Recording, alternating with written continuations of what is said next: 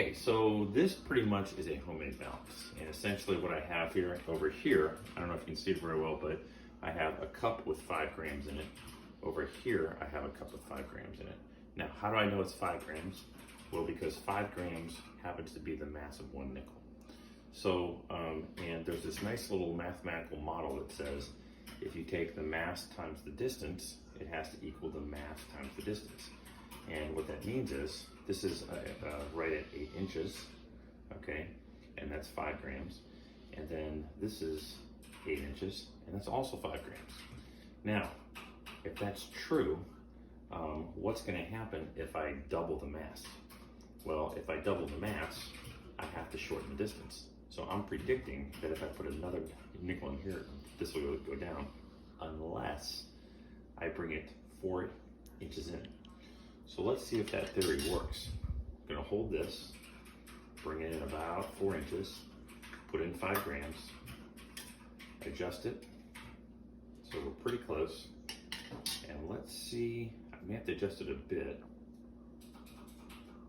And there it is, it worked. Now let's just double check here.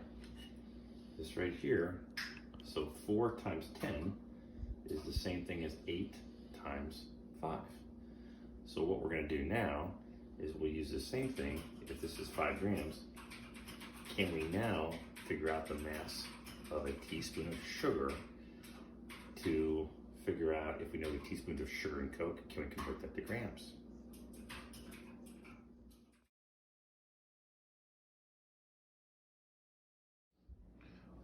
Okay, so now we're back at our balance, and here's what we have set up. On the left side of the balance, which would be this side over here, we have our nickel, which is 5 grams. And if we find the distance between the fulcrum and the point which it's hanging, it's about 4 inches. Yes, that's right. I committed a great sin in science. I used English instead of metric. The cool thing is, it'll work anyway. If you look over here, I took out the 2 nickels and I put in a teaspoon of sugar. Aside from the Mary Poppins song about a teaspoon of sugar makes the medicine go down, I'm very excited because it could help us solve this problem. And if you look, if you find the length, it's 4.5 inches, it's balanced, and now we need to find out what X is.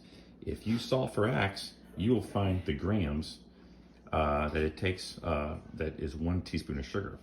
And the other cool part about this, in the last experiment, you found the number of teaspoons in a 12-ounce can of Coca-Cola.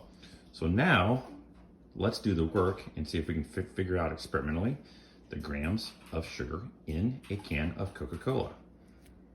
Go A's.